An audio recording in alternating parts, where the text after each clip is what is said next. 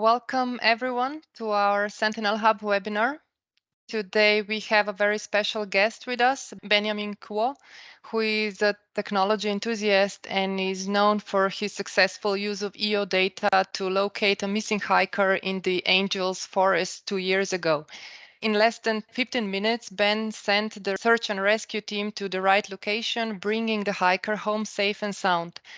This was not Ben's first nor his last similar experience. Using openly accessible tools and data, anyone can actually replicate his steps. And today, Ben will share his experience and some funny stories to make it easier for you to do the same. After Ben's presentation, we will have also a questions and answer session with our experts Pierre Marcus and Grega Milczynski, who will be joining us to help Ben answer as many relevant questions on the topic as possible. So that would be all from my side. Hi, Ben. I would like to give the floor to you. Okay, very good. Okay, I'm going to share my screen here.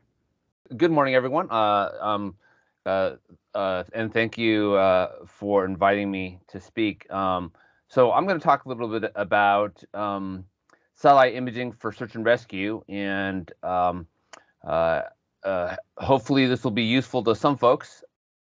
So for those of you who aren't familiar with my background, the most famous event that I had was last year, 2020. Well, actually 2021. I did successfully locate a hiker using a selfie of his feet, and I did use EO data, though it's not in the way you would think, which is I actually used the I did a geolocation of this gentleman's photo and the background based on EO data and just the terrain, which is different than the usual, which is what I'm going to talk about more, which is using the actual imagery to find somebody. I'm not a search and rescue professional or volunteer, so definitely not. Don't consider me coming from there. I'm really just a enthusiast who's figured out how to use some of this data for some of these things. I do a lot of hiking and backpacking, also amateur radio operator, and actually since that rescue, I've been spending a lot of time doing GIS software in emergency and disaster management, and that's just a contract thing for me. But so doing a lot of mapping and GIS as well. So I also teach at the California State University Channel Islands for environmental science and resource management. Mostly there, actually teaching wilderness first aid, which is very very relevant to our students there, and have also been teaching GIS courses on occasion. And then yet I wear a lot of hats. As I mentioned, I also run a technology news site, socaltech.com. So that's my background. What I want to talk about really is we're actually at the point of satellite data and what's been available from for EO browser for using this in search and rescue, and I think actually we're underutilized and not using it at all.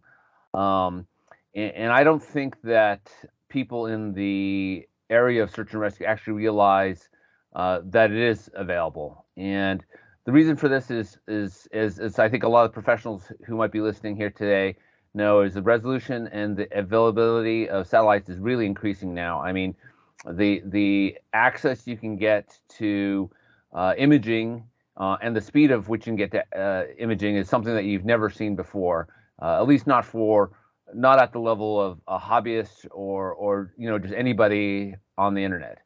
And so that's something where I think, and I've been doing this. It's not just this one search. I've been looking and benchmarking this over searches, even the searches that I'm not involved with. And so in additional to that is GIS is really becoming a part of what people do in the field.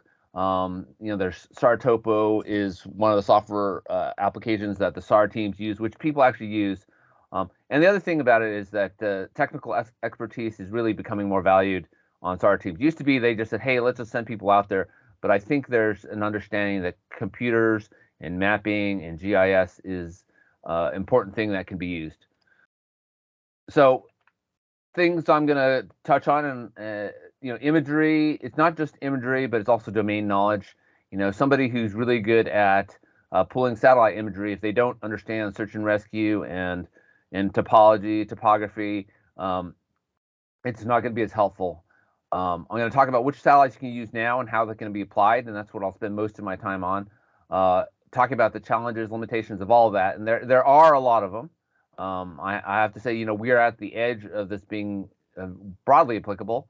So right now it is a case of, hey, you have to have the right kind of situation at the right time and get lucky a little bit, but it's available. I'm going to show some of the examples of imagery and some possibilities of the future. So what imaging is available to us now? I think most of the folks here may have played around with EO browser. If not, you really should, because there's a lot of things you can do there. And the most applicable satellite that is open there is Sentinel-2, and as well as Planet has it there, and Landsat. They're all about the same resolution. And those satellites, if you've got open terrain, you've got vehicles, you have large groups of people.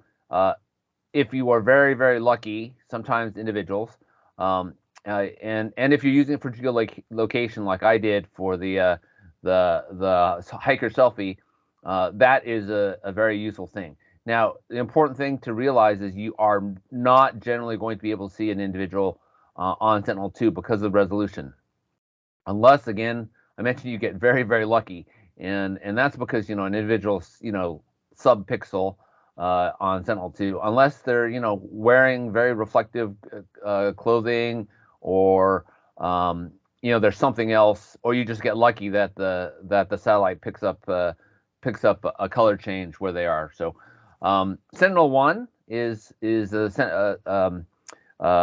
SAR radar, and that actually ends up being very useful in two cases. Number one for sure is the ocean and the desert, and mainly ships and vehicles. Obviously, it doesn't have the resolution for picking up a person, but I will show you an example that was that actually did feed information to the officials on for a ship, and then you can actually spot vehicles in the desert, and it has to be open desert.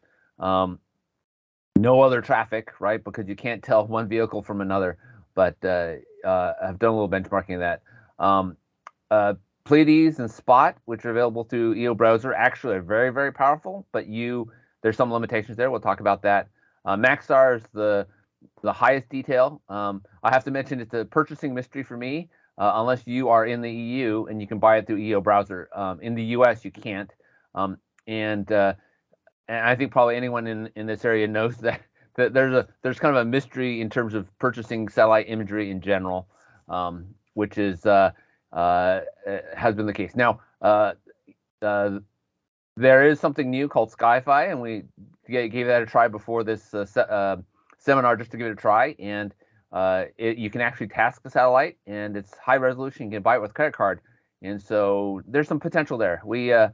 I'll talk a little bit more about what we tried there, but that's an interesting one. And then, a lot of people, when they say, oh, hey, well, why don't you just use Google Earth? And I think most people here know that the problem with that is it's archive only, so it's not useful in real-time searches.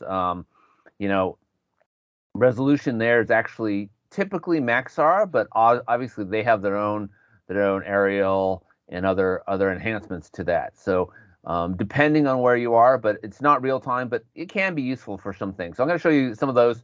The biggest use for Google Earth to me is as a reference point.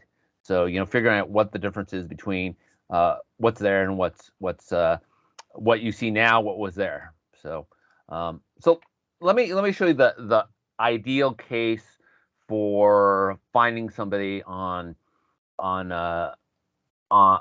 satellite, and this is a great test case. So this is a cemetery out in Xinjiang, which is I think a Shaohe cemetery.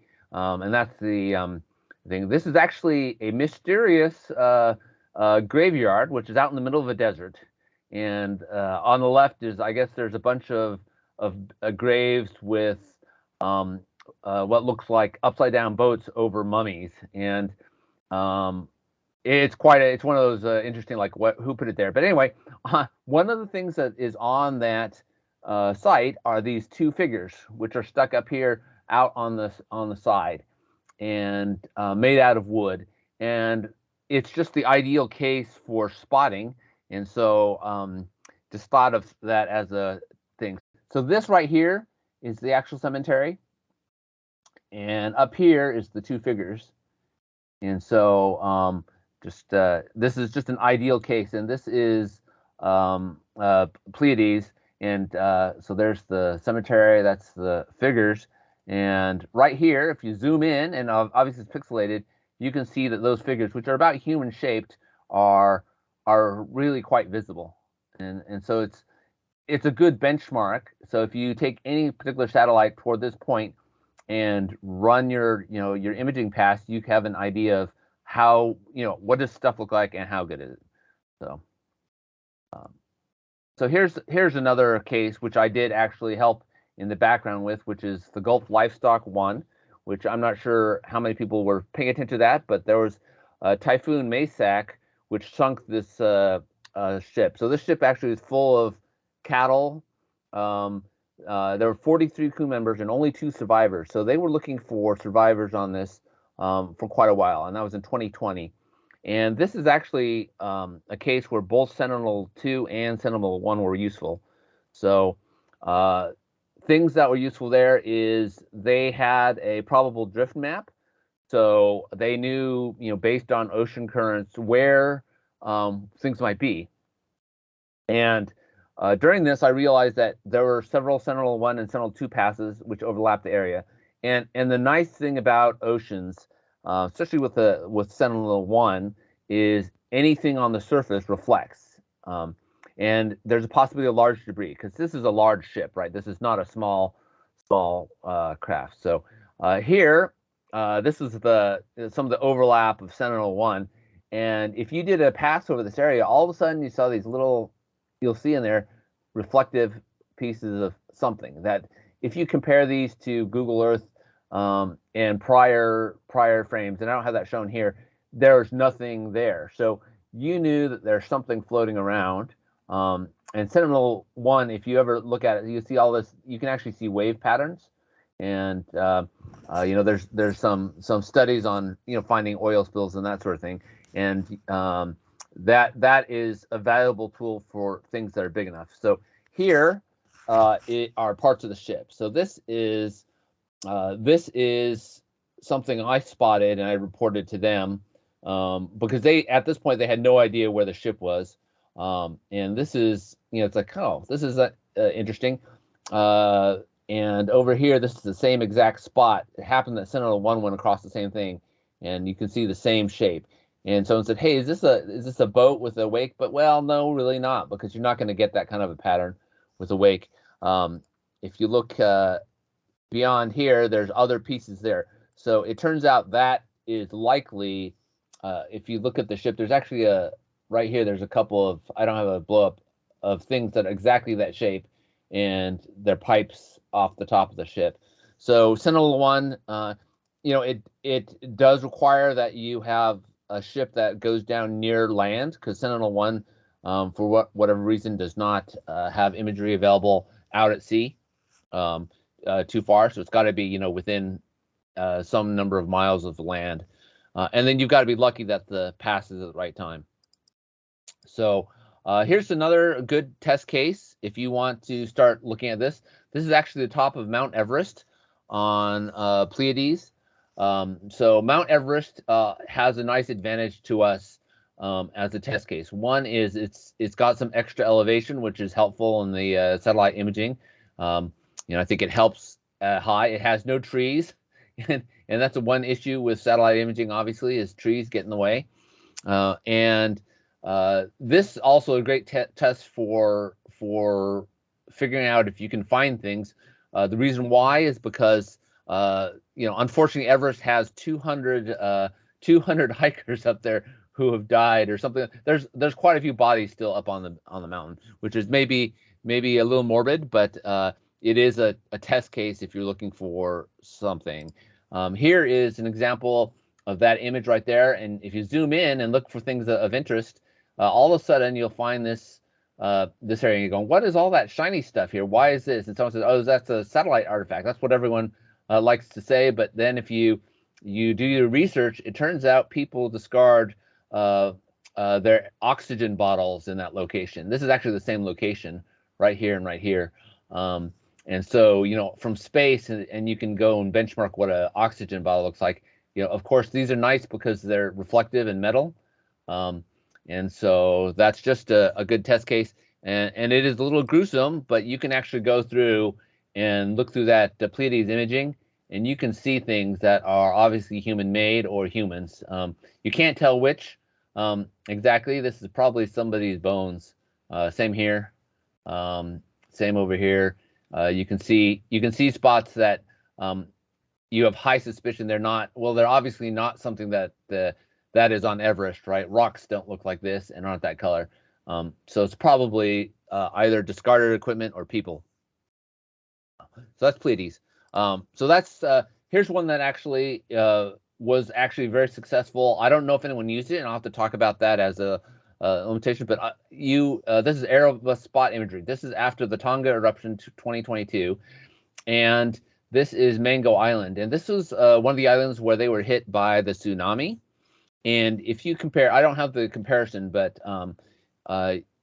it was pretty easy to spot where people had gone using that imagery. And this is, I don't have the Google reference, but this was immediately apparent to me, which was there's something here and there's something here. And if you look at the Google imaging, there was not any structures there before. And so here is, if you zoom in, you go, hey, what is that? And what is all this stuff? And you can actually see groupings of color. And I have to say, it is a thing to spot this. Does require more than just technique. It requires some talent at recognizing patterns, which I find that not everyone has. It turns out that this is a New Zealand defense aerial imaging from the same day, and you can see there's actually a big yellow tarp that they had put out, which is what we spotted in the satellite image. And you can see there's other large tarp structures. This is what ends up. You didn't necessarily see the people, but you see groups of people. So that's what you're seeing on the satellite image in the earlier. So we go back here, right there. This is groups of people sitting there, which obviously they're just pixels of a different color, but it is a good test case. So what are the challenges and limitations of using satellite imagery? Luck and fortune is very much required for success right now. You have to have a lot of things. So resolution obviously is the big issue. Is what are you looking for, and what's the resolution of the satellite? The better obviously the more resolution you have, the better, because it's easier.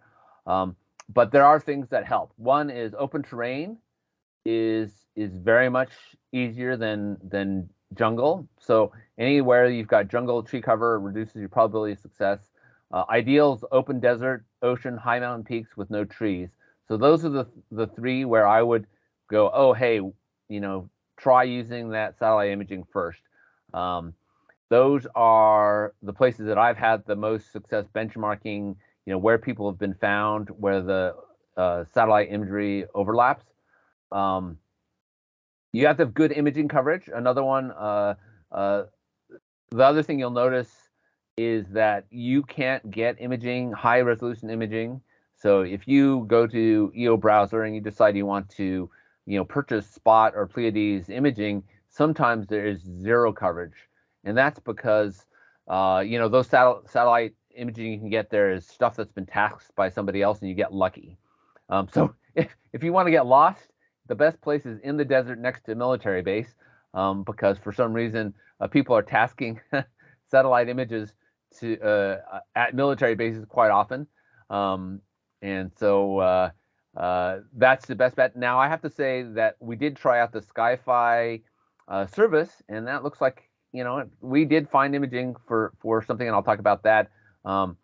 But you know, I'm not sure how globally applicable that is, but it may be something where you have an advantage. Now that is a time delay. That one was, you know, you put in a request and a week later you get imaging. So obviously, if you need to find someone very quickly, then you have you have an issue. So again, I mentioned luck and fortune. You have to have the timing correct for these to work, and there's a lot of luck involved there. Visibility of the subject is very important.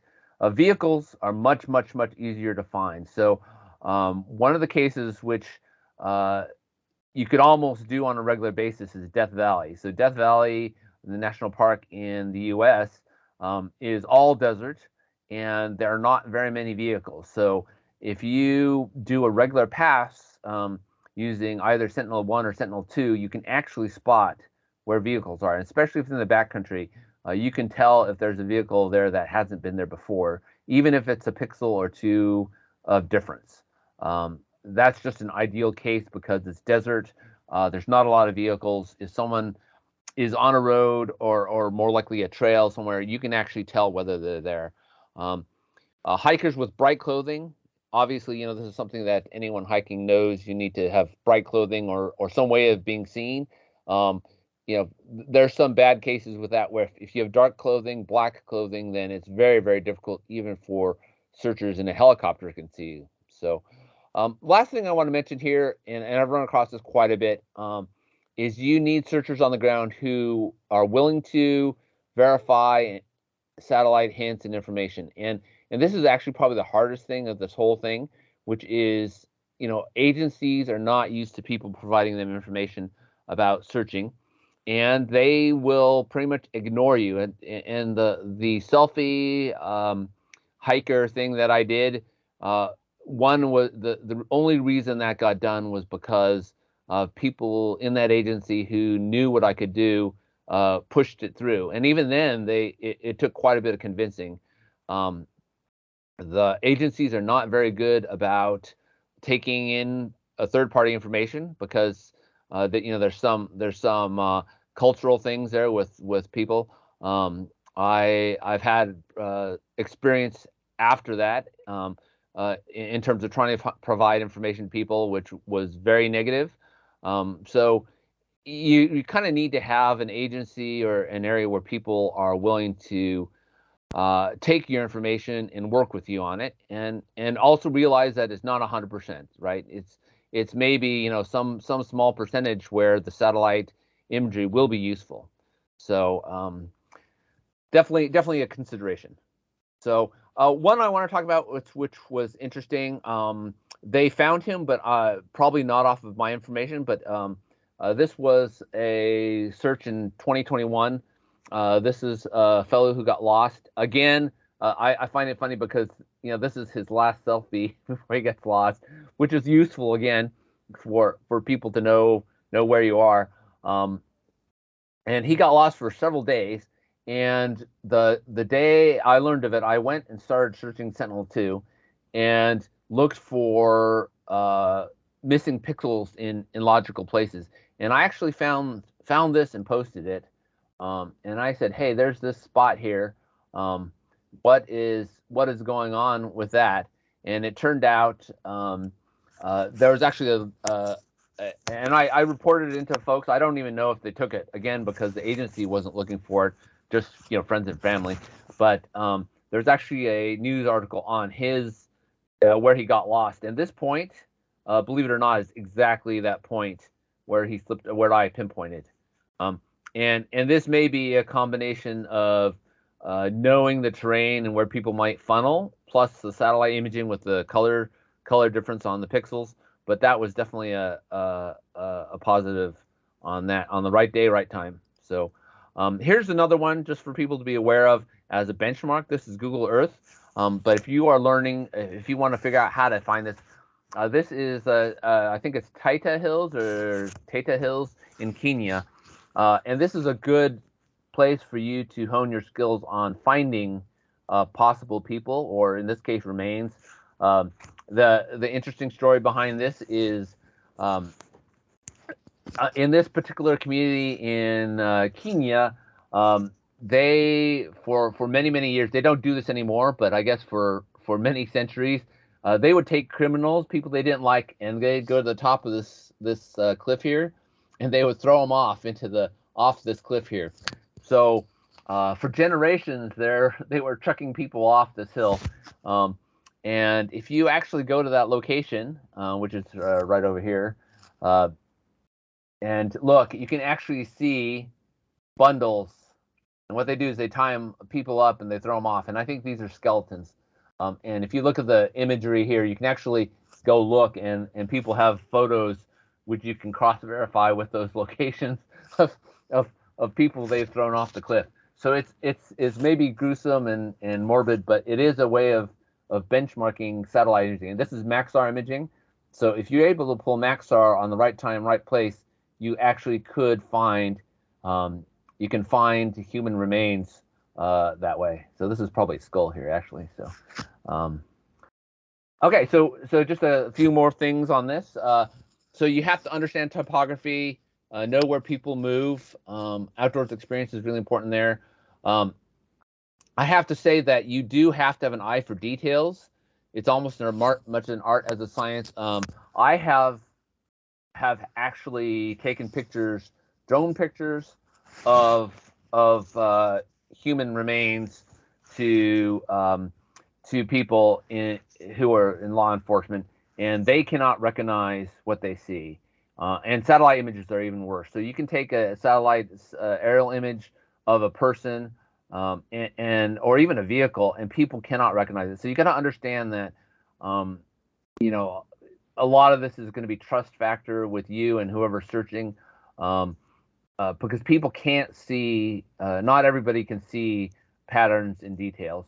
And so the other thing you have to do is you have to translate that imagery. So you can't just point on the screen. You've got to say, hey, where is this? Putting things in Sartopo for me is the search and rescue bridge. So that's an important thing. Couple of techniques and tips. A tool, and I didn't go over this too much here, but A/B comparisons with Google Earth are very, very useful. You have to be able to look at a existing image and a new image and detect what's different. And I think Pierre mentioned is figuring out if it's a person or not is very, very, very difficult in something like Sentinel 2 because it's just not enough resolution. But what you can tell is that smear, is that pixel on the page in the reference images or not? And that can be the person, right? And it has to be, again, you have to have the right thing. Things that you need to do as well, and I didn't show the technique, but I'll mention it, is use the measurement tools. So Google Earth has measurement tools, Sentinel EO browser has measurement tools, which helps you tell whether something is 6 feet long or 15 feet long, which can be very useful. Now, don't trust them 100% because terrain makes a big difference. So if something on a hill, it's kind of hard to tell, but at least you can tell whether it's 50 feet long or a person that's about 6 feet long, right? And I mentioned again, ground search, willing searchers, you need to verify. Very hard. Your ideal case is you go from a satellite imaging to a drone to a ground search if you can. So it is useful. So last thing, and then we'll do questions. Is there are actually several things cases available right now where someone who is on this call might be able to help. And I started working on this one, but I haven't had time to go look at this. But this fellow McLaughlin went missing in Grand Teton National Park, and this is in 2021. And he went missing, and he hasn't been found. And the interesting thing about this case is there's high resolution Maxar imaging available, and it's in Google Earth. So anybody can go to Google Earth today, go to Delta Lake, where she's last seen, and you can go and start spotting things that may or may not be a person. And so the odds are, unless he's underneath a tree or underneath a rock, that his remains are available on Google Earth today. I haven't found him yet. I've been looking, but this is one worth looking. This one's one which is harder because it's in a forest. But this is Samuel Martinez. He was missing in Kauai, and there's high resolution imaging available from around when he went missing as well, and I can actually show that. And the last one here is an actor, Julian Sands, who just went missing, and he's still missing. He's probably wearing the wrong color of clothing, black. Wear bright yellow, bright orange, bright green clothing, but and he's probably under snow now because I did a search. But there's some odds that if a satellite pass is run across his location after the snows melt this season, that he would be found that as well. So I'm gonna just show. Let's see if I can find the slide real quick here. This is Martinez. This is Spot, and this is what the jungle looks like. But there's a lot of areas of interest there that you might look for. This is off a waterfall. But unless you have an agency willing to look at that, of course, you can't. You're not going to have a great amount of things. And this is probably waterfall too. But anyway, there's a possibility there. So anyway, we can take questions now.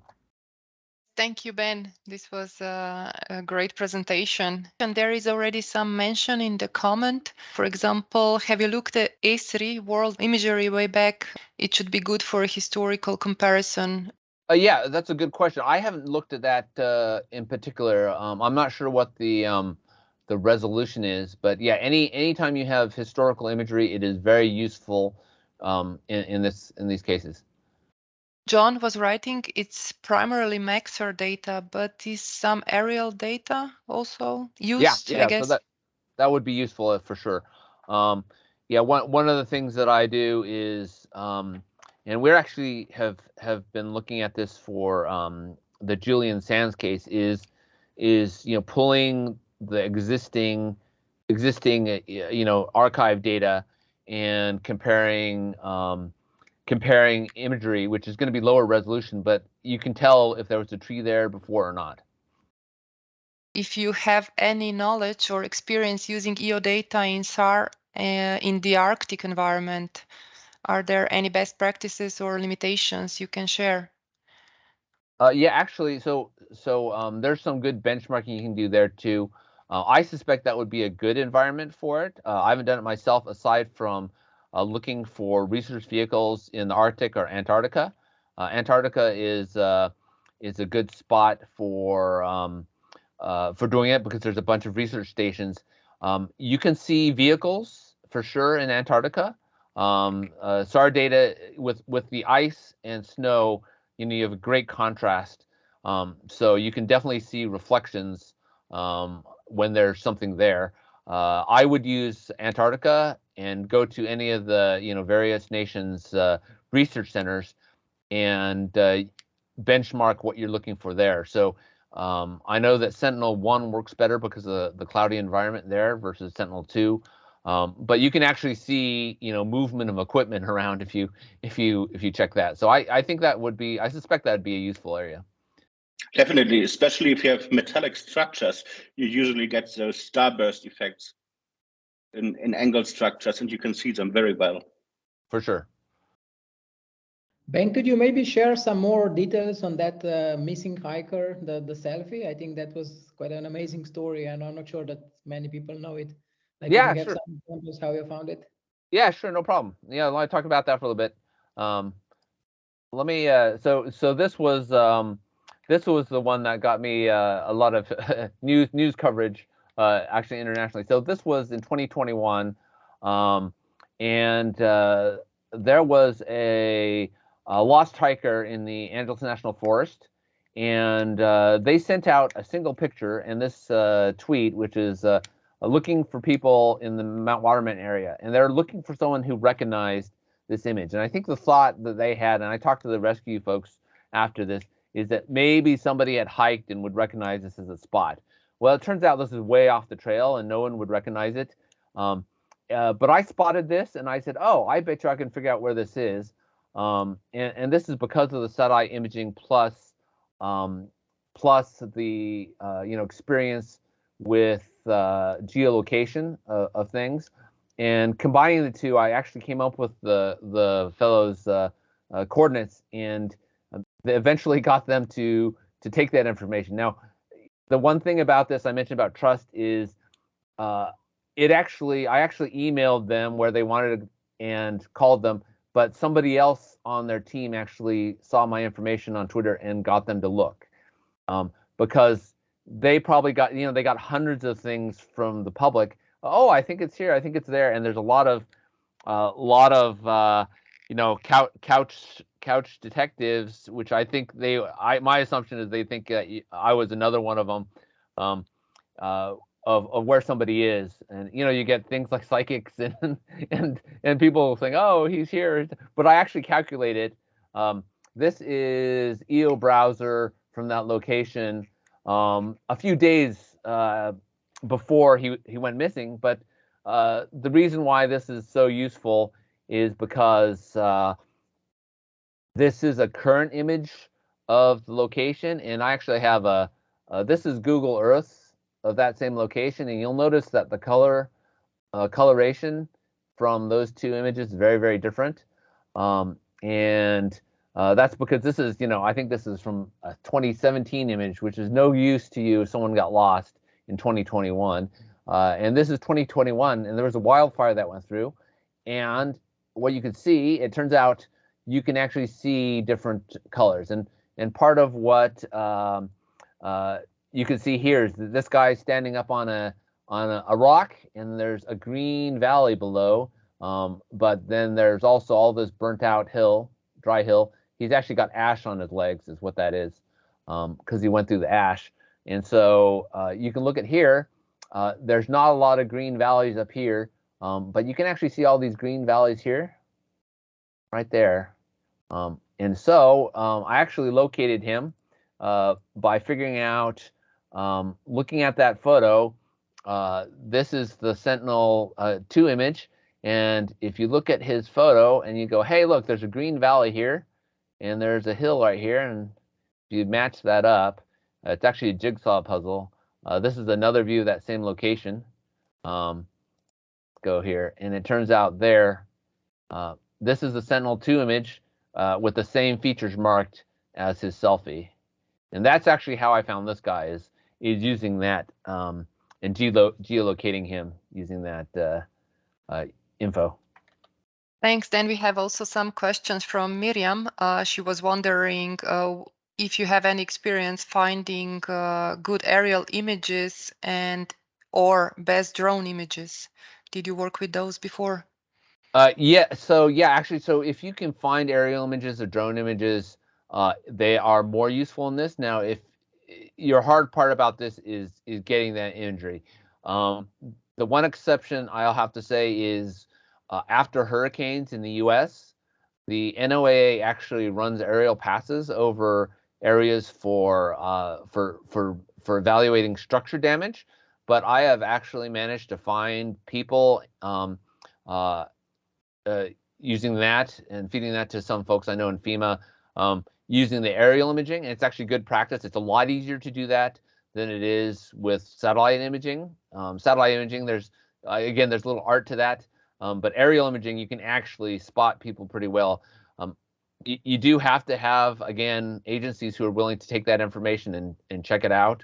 But it's a good benchmark after all the hurricanes. Actually, after Hurricane Ian, you can go to the NOAA's emergency imagery site, and you can go to the spots in that hurricane and find where people were lost. And there are actually, at the resolutions they post publicly, there's enough information you can see where people were washed up. So that depends on your agency and all that, but that actually is better data than satellites. for that, but you use whatever imagery you can get. So in that case, a disaster zone, you probably can find people much easier using that information. Since it's already also a related question regarding Turkey, Syria, and recent earthquakes, someone was asking if you can recommend any sentinels from your browser, which would be useful, the most useful for the rescue missions. So given the congregation of buildings, sadly atop of people. Yeah, so actually you can use Sentinel 2 for that quite effectively. I don't know if anyone has actually run, if you've actually run the A/B comparisons. Let me bring up, if we've got the time, let me go to, let's go here to, if you go to Turkey, you can actually do a very good first pass of how much damage there is anywhere in Turkey. Let's see. Let's go back to. Let's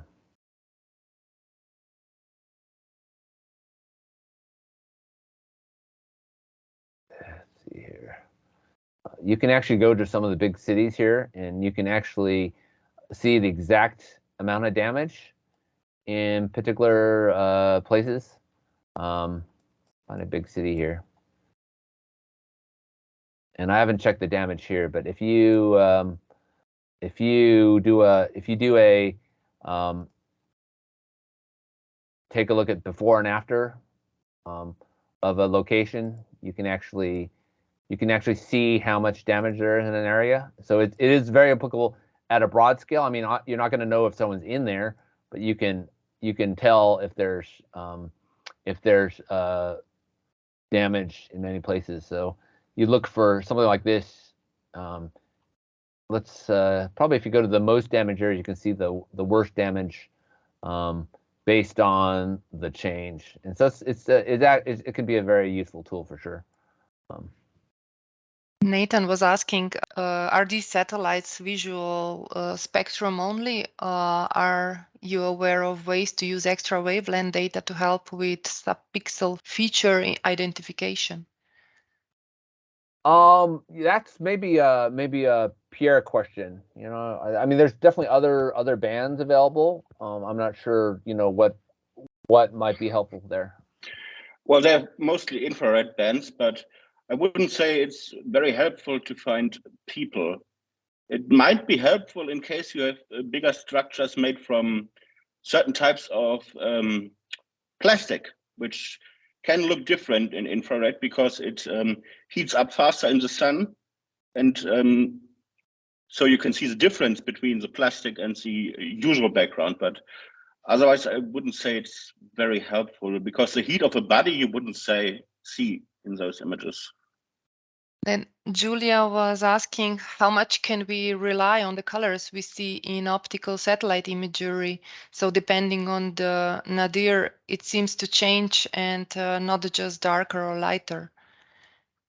Yeah, so that's where the looking for people a lot or looking for changes, you do have to check, because if you look at the same imagery over many days, sometimes there's going to be a light dark just because of the angle of light and structures there. So you do have to be aware of that. So it's only luck that you get the right thing. But if you compare and there's not the same, one thing I like to do is look at the imagery over a month, and if you never see a change in those areas, but then you start seeing a change, then you say maybe it's worth looking at. But it really depends on what you're looking for, and again, how big of a thing you're looking for. If it's a car in the middle of the desert, then you can actually see. You can usually see that it's obviously something that's not there normally, but it is definitely dependent on what you're looking for. Yeah, sun angle, clouds, and vegetation can change the colors a lot. And what's most important is you always have to look at multiple images, not just the one you are interested in, but lots before, lots after, and maybe even a year before at the same time to get a feel what the location usually looks like. Then we have another question from Marta. Are you aware of any attempt so far to algorithmize the procedure to find more interesting artifacts in satellite images? Yeah, that's a very good question. I'm not familiar enough with it. I wonder, I don't think that the satellite images are detailed enough yet. Maybe they will be soon, but I know that there's a lot of work to do that with aerial images, and that's just the start. So given that we're talking about a few pixels on these images, I suspect it'd be very, very difficult for any machine learning or any algorithm to pick it up at the moment. Indeed, we are not yet there. I don't think that's possible. Michael asked if would automated burnt area detection have helped narrow down the search? In terms of the one that where I found the missing hiker? Yeah, I think that was posted when you were presenting this one. Yes. Yeah, actually, so that was not a big deal. If you take a look, Pierre has a good script for EO browser for detecting where burn areas are just by imagery, and I actually ran his script on that because some of my background is I was tracking the wildfires in that area, so I was familiar with kind of the burn areas. So that was very helpful, but that was all using the imaging scripts on EO browser. So. And burn maps are usually available. So even if you don't use EO browser, or they're at least in those regions, they are available. This is the case where a lot of things added up to make it easier to find, many things together. So it just happened that all that data came together in the right place.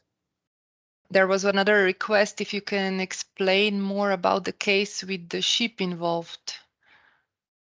Yeah, well, so it's just a general use case for missing ships. Is the Sentinel-1 is very useful. I don't know if anyone has ever looked at Sentinel. Let me bring up that and let me share. See if I can figure out how to share this again here. There we go. So this is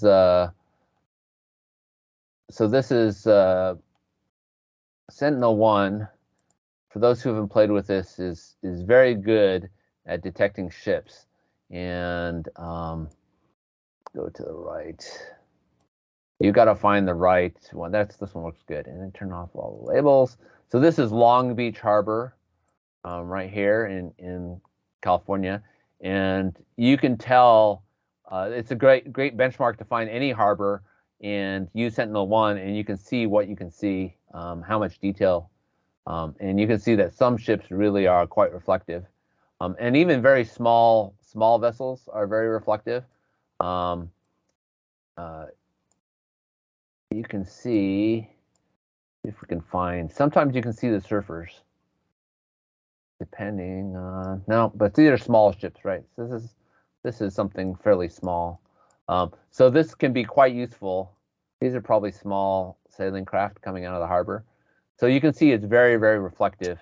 So if you are looking for any kind of a large ship, then you absolutely will have a very good view of what's going on in the ocean. I mean, you can even see wave patterns.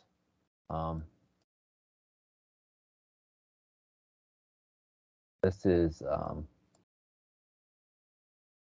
how many ships are in a harbor, and if somebody's lost at sea, obviously you can look for those spots. A lot of smaller vessels also carry radar reflectors for that reason, so they are more visible to other ships and also to radar satellites in that case. Since we are already at the radar satellite imagery, Ricardo was assuming that through Sentinel-1 data, we can still evaluate movements that occurred after a seismic event or a landslide, right? Are there any fast algorithms he can use in this case? Yeah, I'll give that to Pierre. That's not my expertise area, so. Well, you can use interferometry, but that's really nothing for you do on the side. You would really need to read into that and be an expert to get any useful data from it. But you can even use Sentinel-2 and optical imagery to see fault lines and how they change after an earthquake. Yeah, I do have to mention that there was a big landslide in India a couple of years ago, where I believe it was some glacial slide, and it was visible on Sentinel-1. The experts in there used it, but you can actually, and I actually pulled up the imaging, you can actually see the crack forming over several weeks from the imaging, and then eventually it collapses, and you can see that too, because it's a very big area. We came to the end of the questions, so I'm just reading the comments from the beginning of the presentation and I found one which was really useful. So Robert was mentioning that this kind of expertise like you have, Ben, really needs to be available within the SAR and incident management teams. Do you have maybe more calls from this kind of teams, or in the last couple of years after you found this missing hiker? I have had some people ask about some of this, but I think the culture of those teams is they kind of want to own everything. So you're right. You kind of need to have the expertise on the team, or they have to be willing to reach out to you. There are some folks who, not in the satellite imaging space, but the divers who go and find missing people in lakes and rivers and that sort of thing. It's called Adventures with a Purpose, and you'll notice that they actually tend to have a contentious relationship with the local law enforcement, who think they've done everything they need to do to solve a cold case, and then they dive into a lake and say, "Hey, we found a person," and they go, "What?" So it's definitely something where it's helpful if you have somebody on a team or in a related agency who can connect you. So.